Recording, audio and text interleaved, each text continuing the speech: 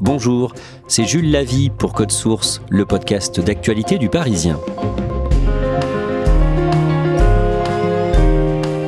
C'est un meurtre qui a ému la France. Philippine, une étudiante de 19 ans, a été tuée dans le bois de Boulogne à Paris le vendredi 20 septembre. Ses obsèques ont été célébrées une semaine plus tard à Versailles dans les Yvelines. Dans cette affaire, un suspect a été arrêté en Suisse le 24 septembre.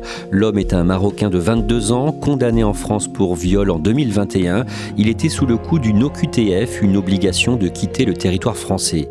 Code Source revient sur ce meurtre aujourd'hui, l'enquête et les questions qui ont suivi l'arrestation du suspect avec Damien Delseny, chef du service police-justice du Parisien, et Timothée Boutry, journaliste dans ce même service.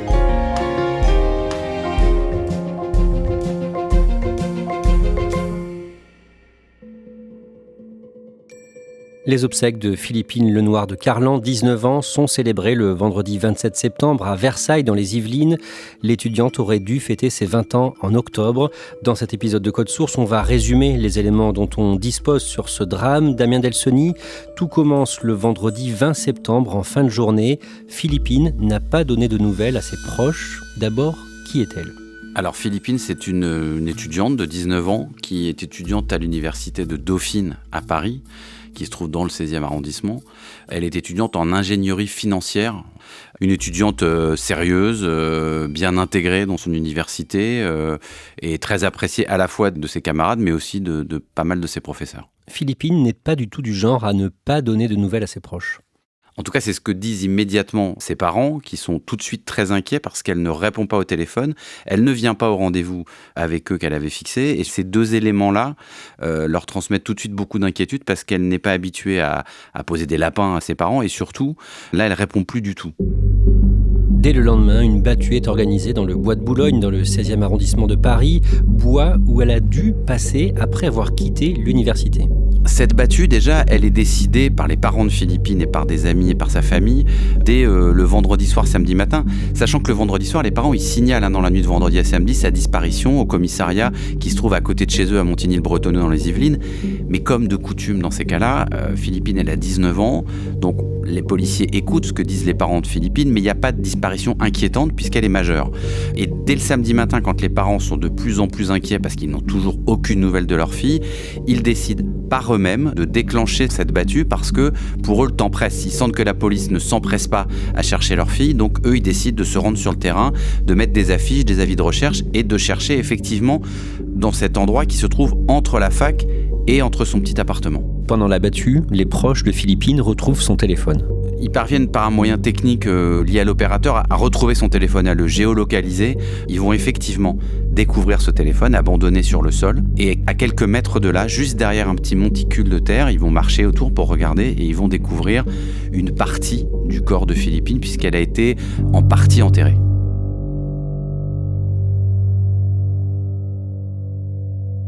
Dans les heures et les jours qui suivent, les étudiants de l'université de Paris-Dauphine sont dans l'angoisse. À ce moment-là, personne n'a la moindre idée de qui a pu tuer Philippine. On est des milliers de filles dans cette fac. Ça aurait pu être n'importe laquelle de nous. Un vendredi après-midi, je crois que c'était vers 14h. Ça peut vraiment arriver à n'importe quel moment, à n'importe qui. Et c'est ça qui fait peur surtout. Damien Delseny, que révèle l'autopsie ? Alors, l'autopsie, elle révèle que Philippine est morte par asphyxie.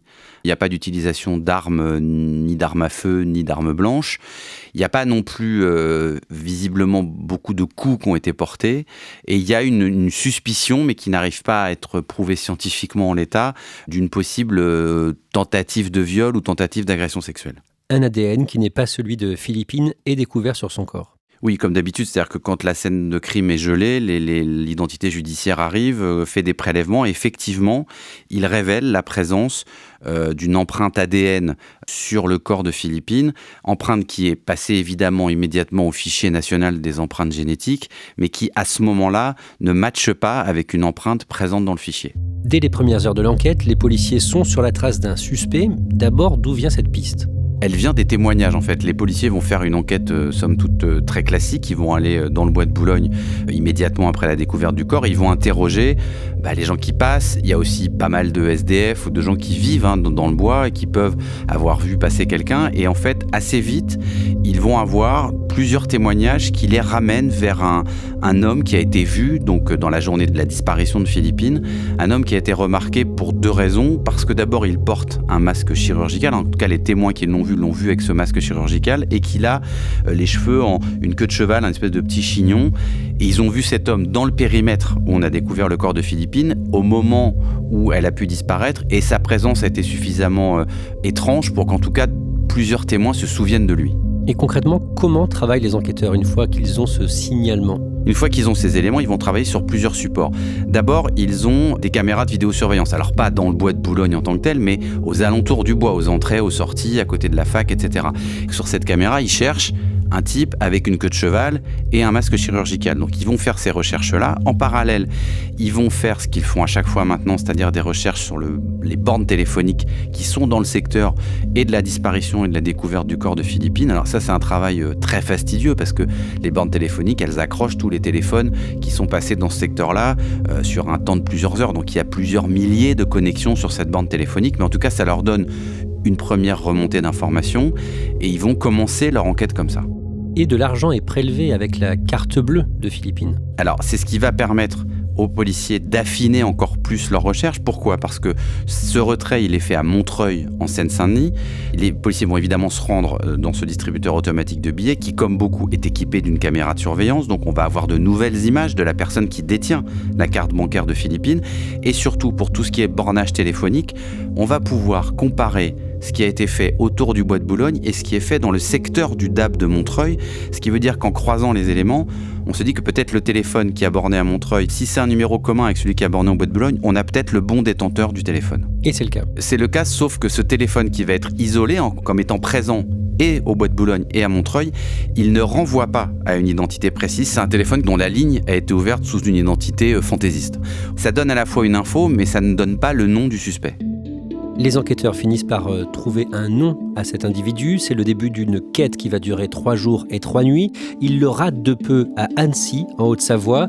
Et finalement, Damien Delsoni, c'est en Suisse qu'il est interpellé le soir du mardi 24 septembre. Information révélée dans un premier temps par le média en ligne de faits divers Actu17. Oui, en fait, il est en train de démarrer une cavale, tout simplement. Il se sait probablement recherché. Donc effectivement, il a quitté Paris. Il est repéré à Annecy, qui est pas très très loin de la frontière suisse. Les policiers envoient un dispositif sur place pour essayer de l'interpeller. Au moment où le dispositif est près de lui, il a déjà bougé. Il a passé la frontière. Et finalement, il est interpellé dans le canton de Genève. On vient d'apprendre que le meurtrier présumé de Philippine, cette jeune femme dont le corps a été retrouvé dans le bois de Boulogne, a été interpellé ce soir. Timothée Boutry, le suspect, est un Marocain âgé de 22 ans. Il a été condamné pour viol en France en octobre 2021. D'abord, qu'est-ce qu'on sait sur lui ? Qu'il est arrivé en France alors qu'il était mineur, à 17 ans. Il est entré en France via l'Espagne avec un visa touristique. Donc il est entré de manière régulière, mais il s'est maintenu sur le territoire, donc il n'était plus en situation régulière. Et il était ce qu'on appelle un mineur isolé, c'est-à-dire un mineur non accompagné. Il avait été pris en charge par l'aide sociale à l'enfance du Val-d'Oise. L'année de son arrivée en France, en 2019, au mois de septembre, il commet un viol. Sa victime est âgée de 23 ans. Il l'a violée dans un bois de Taverny, dans le Val d'Oise. Le jeune homme est donc condamné en 2021 à 7 ans de prison. Il est incarcéré dans Lyon, au centre de détention de Joux-la-Ville. Timothée Boutry, il est libéré cette année, en 2024, au mois de juin. D'abord, pourquoi ? Alors en fait, effectivement, il ne purge pas 7 années de prison, mais ça c'est la règle. Il y a ce qu'on appelle les remises de peine, des remises de peine automatiques. Le régime a été modifié, mais quand il sort, c'est le moment où on ne peut plus l'incarcérer puisqu'il a purgé l'intégralité de ce qu'il devait purger derrière les barreaux. Sa condamnation pour viol n'avait pas été assortie d'une obligation de quitter le territoire à l'issue de la peine. Pourquoi ? Il n'y avait pas d'interdiction du territoire français, comme on dit, puisqu'il était mineur au moment des faits, et c'est une peine complémentaire que l'on ne peut pas prendre contre des enfants. Après sa libération, la préfecture de Lyon a souhaité l'expulser du pays. Il y a d'abord eu une volonté de l'expulser. Le 2 juin, la commission d'expulsion a été saisie, sachant que sa libération, c'était le 18 juin. Son cas n'a pas pu être pris à ce moment-là, puisqu'il n'y avait pas d'avocat. Et donc, ça a été renvoyé à la commission du mois suivant, le 3 juillet. Et donc là, on était à une date postérieure à sa remise en liberté.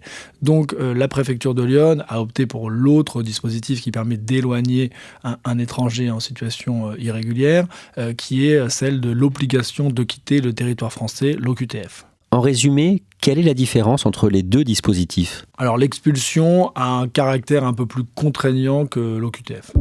La France demande au Maroc un laissez-passer consulaire, un document nécessaire pour avoir le droit de l'envoyer au Maroc, mais il y a une erreur dans cette demande. Oui, déjà, il faut rappeler que c'est un document qui est absolument indispensable pour éloigner un étranger que la France ne souhaite pas conserver sur son territoire. Il faut l'accord de son pays d'origine, qu'il l'accueille sur son sol, et donc il faut ce fameux laissez-passer consulaire. Et c'est vrai que ça prend du temps, il y a des pays qui sont plus ou moins conciliants. Il y a une volonté du ministère de l'Intérieur en 2019 de rationaliser les demandes de laissez-passer consulaire et de centraliser les demandes pour un certain nombre de pays, notamment le Maroc, et même avec le Maroc, il y a un dispositif spécifique avec une adresse mail unique et donc théoriquement toutes les demandes de délivrance d'un laissez-passer consulaire pour le Maroc doivent passer par ce canal-là au niveau du ministère. Et ce qu'on comprend, c'est que dans un premier temps, la préfecture de Lyon a fait une demande, je dirais, en direct et que très rapidement, le Maroc a répondu en disant non, c'est pas le bon canal. Et donc, il a fallu attendre un mois parce que la demande initiale, elle date du 18 juin et finalement, la demande va partir par le bon canal le 18 juillet.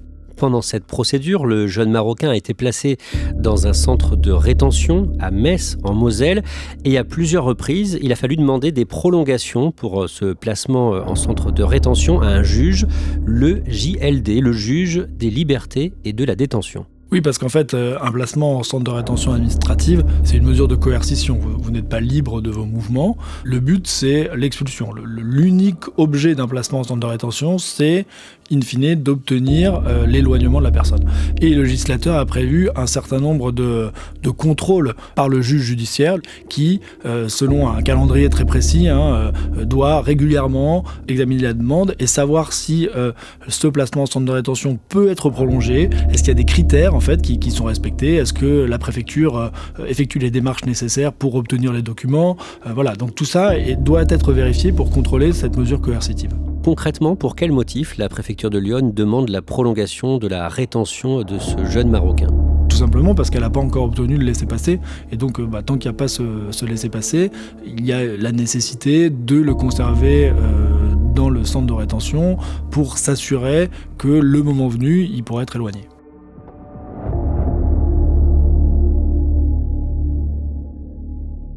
Timothée Boutry, le 3 septembre, le juge des libertés et de la détention de Metz doit décider pour la 4e fois de prolonger ou non la rétention de ce jeune homme. Et ce jour-là, la juge décide de le libérer, de ne pas prolonger donc la rétention.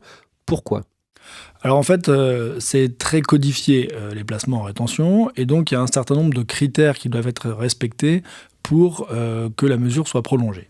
Depuis la dernière loi immigration, la notion de trouble et de menace à l'ordre public a été ajoutée. Typiquement, c'est le cas de ce jeune homme, Taha, qui a déjà été condamné pour viol et donc il peut représenter un trouble à l'ordre public. Sauf qu'en fait, il faut que ce trouble ait été commis pendant la période où il était en rétention. C'est-à-dire que ce n'est pas le trouble initial à l'ordre public qui doit être pris en compte, mais le trouble qui aurait pu être créé pendant les 15 derniers jours, soit pendant la période où il est en centre de rétention.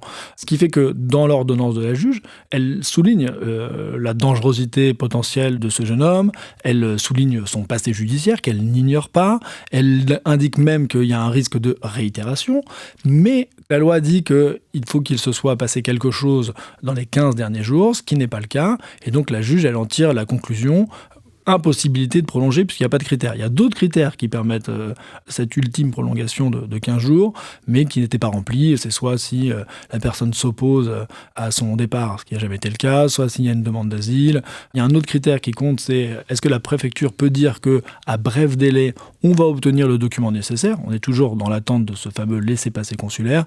Et là, à ce moment-là, la juge constate qu'il y a eu plusieurs relances auprès du Maroc, il n'y a pas de réponse, et donc la préfecture ne peut pas dire « attendez, gardez-le encore au chaud parce qu'on est vraiment sur le point d'obtenir le document nécessaire pour l'éloigner. » Et c'est donc la raison pour laquelle aucun des critères de la prolongation n'étant réuni, la juge en tire les conséquences et dit « je le remets en liberté ». En entendant ça, certains vont dire la juge des libertés à libérer, à relâcher un violeur. Taha, ce jeune Marocain, a été condamné par la cour d'assises en 2021 pour des faits datant de 2019. Il a purgé l'intégralité de sa peine. Et là, on était juste dans la question de son éloignement, de l'exécution de son obligation de quitter le territoire français. Donc on n'est pas du tout dans une libération anticipée, une sortie sèche ou quoi que ce soit. On n'est pas du tout sur le contentieux de sa peine. On est uniquement dans un débat sur sa présence ou non sur le territoire français. L'homme est laissé libre, il est assigné à résidence dans un hôtel, mais il ne va jamais s'y rendre. Le lendemain, le mercredi 4 septembre, le Maroc délivre le laissez-passer consulaire pour donc cet individu, mais lui est déjà dans la nature. Damien Delsoni, est-ce qu'on sait ce qu'il fait entre cette date du 4 septembre et le vendredi 20 septembre, le jour où Philippine, 19 ans, est tué dans le bois de Boulogne ? Non, on ne sait pas exactement ce qu'il fait, sauf qu'évidemment, il va se déplacer vers Paris, puisque c'est là qu'il va croiser la route de Philippine. Ce qu'on sait aussi, c'est que le fait qu'il ne se rende pas à l'adresse où il devait être dans cet hôtel pour y être assigné, et le fait qu'il ne pointe pas, comme il était prévu qu'il pointe dans un commissariat pour signaler sa présence, ça déclenche quasi automatiquement son inscription au FPR, qui est le fichier des personnes recherchées. Alors, ça ne veut pas dire qu'il y a des policiers qui le cherchent, ça veut dire qu'ils rentrent dans ce fichier et qu'en cas de contrôle d'identité dans un train, n'importe où, s'il est arrêté à ce moment-là, il est immédiatement interpellé et reconduit. Mais voilà, ça ne déclenche pas des recherches ni d'enquête particulière sur lui. Et cet homme, depuis sa condamnation pour viol, figurait dans le FNAEG, le fichier national automatisé des empreintes génétiques. On sait pourquoi, du coup, l'ADN qui a été retrouvé au bois de Boulogne n'a pas correspondu, n'a pas matché ? Alors, on ne sait pas avec précision pourquoi. L'hypothèse principale, c'est que le prélèvement qui est effectué sur le corps de Philippine n'est pas d'une qualité ou d'une quantité suffisante pour pouvoir être dans des délais très brefs, puisque là on est dans des délais de quelques heures ou quelques jours, ne peut pas être comparé efficacement à la trace qui était présente sur le FNAEG. C'est plus probablement un problème technique de qualité du prélèvement qu'une empreinte différente. Timothée Boutry, le suspect, donc ce ressortissant marocain de 22 ans, est actuellement en Suisse. Que va-t-il se passer pour lui ? Alors déjà, le parquet de Paris a ouvert une information judiciaire pour homicide et viol et a délivré un mandat à l'encontre de ce suspect. Pour l'instant, il est aux mains des autorités suisses, il est en détention en Suisse et la France va faire une demande d'extradition, c'est-à-dire qu'elle va demander à la Suisse de le remettre à la France, auquel cas il sera présenté directement à un juge d'instruction qui décidera, on verra probablement à l'issue, de le mettre en examen, mais il faut rappeler à ce stade que il ne s'agit que d'un suspect pour l'instant, il n'est pas encore mis en examen et, comme tout à chacun, il bénéficie de la présomption d'innocence. Ce meurtre a entraîné beaucoup de réactions politiques.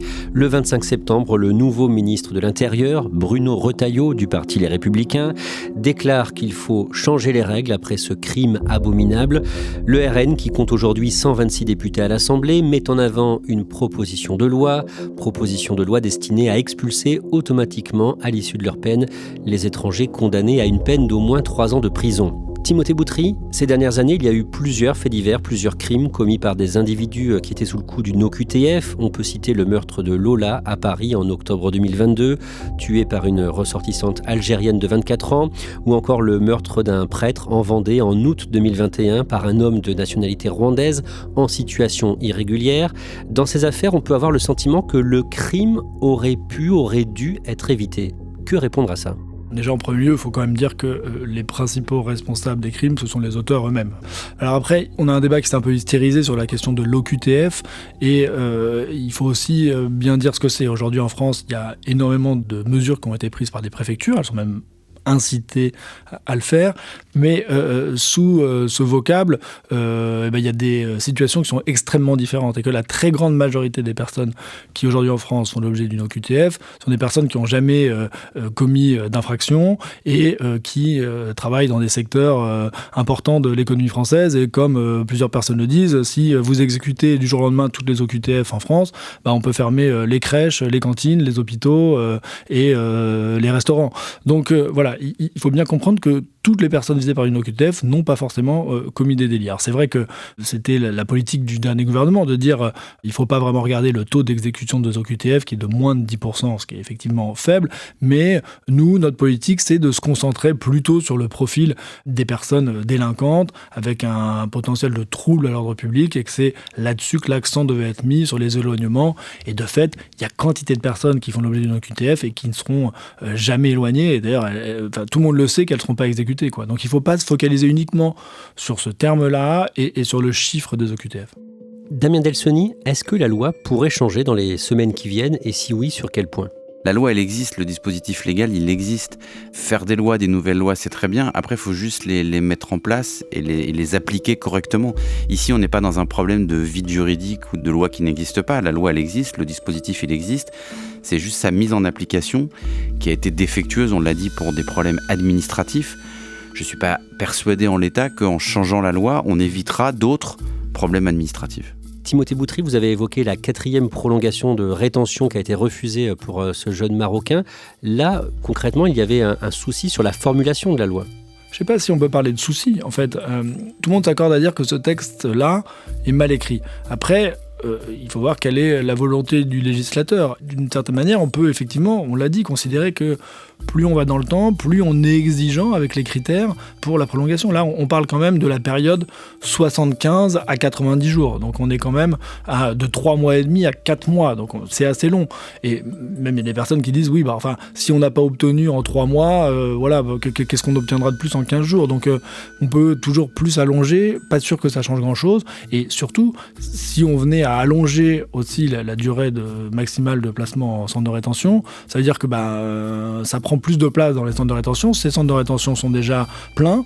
Il y a quand même une question de liberté publique qui se pose parce qu'on est sur des gens qui n'ont pas commis d'infraction à l'instant T où on est en centre de rétention. Là, on n'est pas un délinquant quand on est en centre de rétention. On est juste en situation irrégulière.